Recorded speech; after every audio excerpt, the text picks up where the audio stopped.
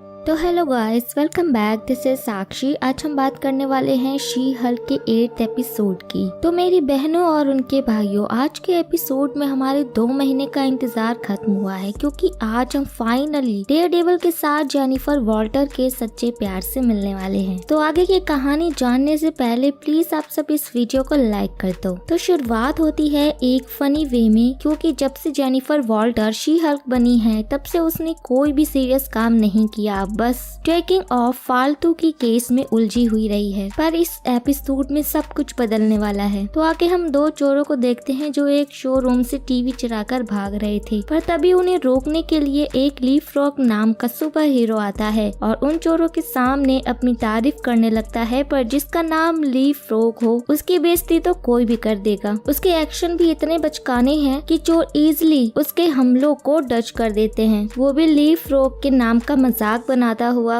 ये देखकर leaf frog अपने सूट में लगे जेट शूज को ऑन करके उड़ जाता है, इस उम्मीद में कि आयरन मैन की तरह उसे उड़ता देखकर वो दोनों चोर वहाँ से भाग जाएंगे। पर उसके शूज में आग लग जाती है और वो बहुत बुरी तरीके से जमीन पर आकर गिरता है। इसके बाद तो लीफ फ्रॉग के सूट में आग लग जाती है और फिर उसे रियलाइज होता है कि बिना सावन की बरसात में जब मेंढक जमीन से बाहर निकलते हैं तो उनका ऐसा ही हाल होता है। फिर तो इस लीफ फ्रॉग नाम के नमूने के पास सुपर पावर नहीं है, ये बस अमीर बाप की बिगड़ी हुई औलाद है जो आयरन मैन की तरह सूट पहनकर शहर का रखवाला बनना चाहता है। पर कल रात चोरों के सामने हुई बेइज्जती और सूट के खराब होने पर उसे 3rd डिग्री बर्न्स हुए हैं। इन सब के बेसिस पर वो सूट बनाने वाले कंपनी पर कंप्लेन करना चाहता है ताकि उसे उसका मुआवजा मिल सके। इसलिए वो अपनी दुख भरी कहानी को शी हल्क के सामने सुना रहा है। लीफ फ्रॉग की कहानी सुनकर शी हल्क उसे यकीन दिलाती है कि वो उसका केस जीत जाएगी। पर जब लीफ फ्रॉग उसे ये बताता है कि उसका सूट ल्यूक बनाता है तो शी हल्क की हालत खराब हो जाती है, क्योंकि ल्यूक से ही वो भी अपने लिए सूट बनवाती है। तो वो मिस्टर हार्वे के पास जाकर लीफ फ्रॉग का केस मिस बुक को देने की डिमांड करती है, क्योंकि अगर उसने ल्यूक के खिलाफ केस लड़ा तो ल्यूक उसके लिए कभी भी सूट नहीं बनाएगा। पर हार्वे शी हल्क को ही लीफ फ्रॉग का केस लड़ने को बोलते हैं, क्योंकि लीफ फ्रॉग उनके सबसे बड़े क्लाइंट का बेटा है और लीफ फ्रॉग ने खास तौर पर यही अर्जी डाली है कि शी हल्क ही उसका केस लड़े। सिचुएशन थोड़ी ऑकवर्ड है, पर शी हल्क ल्यूक से मिलने उसके शॉप पर आती है और थोड़ा घुमा फिरा के शी हल्क उसे बता देती है कि उसके बनाए गए सूट की वजह से लीफ फ्रॉग को 3rd डिग्री बर्न हुए हैं, तो उससे हर्जाना भरना पड़ेगा, नहीं तो लीफ फ्रॉग उस पर केस कर देगा। लेकिन ल्यूक को खुद पर इतना यकीन था कि उसका बनाया गया सूट कभी भी डिफेक्टिव नहीं निकल सकता, इसलिए ल्यूक हर्जाना भरने से मना करने के साथ शी हल्क की नई गाउन भी फाड़ देता है, जो वो उसके लिए कैला अवार्ड सेरेमनी के लिए बना रहा था। मतलब कि शी हल्क को female lawyer of the year का अवार्ड मिलने वाला है। अपने कपड़े फटते देखकर शी हल्क गुस्सा होती है और ल्यूक को सी यू इन कोर्ट बोलकर चली जाती है। आगे हम कोर्ट रूम में जज के सामने लीफ फ्रॉग और शी हल्क के साथ ल्यूक को भी बैठा हुआ देखते हैं। अब सबको लग रहा था कि ल्यूक अपना केस खुद ही लड़ेगा, पर ल्यूक कोई बेवकूफ नहीं है जो अपना केस खुद लड़े। इसके लिए उसने हम सबके फेवरेट अटर्नी मैट मर्डॉक को हायर किया है। धन्य हो लीफ फ्रॉग और ल्यूक, जिसकी वजह से मैट को न्यूयॉर्क छोड़कर आना पड़ा। जिन्हें नहीं पता, मैं आपको बता दूं कि मैट मर्डॉक ही डेयरडेविल है। आते ही मैट जज से मांग करता है कि वो ल्यूक के सभी क्लाइंट्स की लिस्ट पब्लिक नहीं कर सकते, क्योंकि ल्यूक के सारे क्लाइंट्स सुपर हीरो हैं और अगर उन सब की आइडेंटिटी पब्लिक हो गई तो उन क्लाइंट्स की जान पर खतरा बढ़ जाएगा। वैसे मैट खुद ल्यूक का क्लाइंट है और जज को भी मैट की बात माननी पड़ती है। मैट ने इतनी आसानी से शी हल्क की बैंड बजा दी तो शी हल्क ल्यूक के बनाए गए सूट की बेइज्जती करने लगती है। तो मैट वापस से उन्हें बताता है कि लीफ फ्रॉग ने सूट की बूस्टर सिस्टम में जेट फ्यूल डाला है और सूट के इंस्ट्रक्शंस में साफ साफ ल्यूक ने जेट फ्यूल का यूज करने से मना कर रखा था। तो एंड में गलती लीफ फ्रॉग की ही निकलती है और शी हल्क केस हार जाती है। इसी दौरान सोकोविया वाले लॉ की बात भी निकलती है, जिसके कारण सिविल वॉर वाला कांड हुआ था। जाते जाते ल्यूक शी हल्क के माफी को लात मारते हुए जाता है, क्योंकि वो अब शी हल्क के लिए कोई भी सूट नहीं बनाने वाला। रात में बार काउंटर पर मैट और जेनी की मुलाकात दोबारा होती है। यही वो दोनों अपने बारे में एक दूसरे को बताते हैं कि मैट न्यूयॉर्क में रहने वाला अटर्नी है जो यहाँ पर ल्यूक के केस की मदद करने के लिए आया है, क्योंकि वो भी ल्यूक से सूट बनवाता है। वैसे अभी जेनी मैट की बातों को समझ नहीं पाती, क्योंकि उसे इस अंधे मैट के अंदर की काबिलियत के बारे में कुछ नहीं पता। ड्रिंक्स पीते हुए जेनी भी उसे बताती है कि लीफ फ्रॉग के अमीर पिता की वजह से उसे उसका केस लड़ना पड़ा। यही दोनों कुछ वकीलों वाली बातें करते हैं कि कुछ केस वो दिल के लिए लड़ते हैं जिससे आम लोगों की मदद वो कर पाए, और कुछ केस को बिल यानी पैसों के लिए लड़ते हैं ताकि उनकी जिंदगी भी चल सके। पर शी हल्क तो बस पैसों के लिए लड़ती है, इसलिए मैट उसे समझाता है कि वो लोगों की मदद कानूनी तौर पर भी कर सकती है और शी हल्क बन कानून के बाहर जाकर भी वो उन क्रिमिनल्स की बैंड बजा सकती है, यही जो कानून से बच जाते हैं। मैट का सुझाव जेनी को भी पसंद आया था। तभी मैट को किसी का कॉल आता है और वो जेनी को टाटा बाय बाय बोलकर निकल लेता है। इसी बीच टोड जेनी को मैसेज करके बुला रहा था। टोड वही चिपकू बंदा है जो शी हल्क को डेट पर मिला था और क्लाइंट होने की वजह से शी हल्क को टोड के पास जाना पड़ता है, जो कि रेस्टोरेंट में बैठा डिनर कर रहा था। वैसे टोड के हाव भाव देखकर हमारे साथ शी हल्क को भी उसके गंदे इरादों के बारे में पता चल गया था। यही टोड डींगे हाँकने लगता है कि उसने $1 मिलियन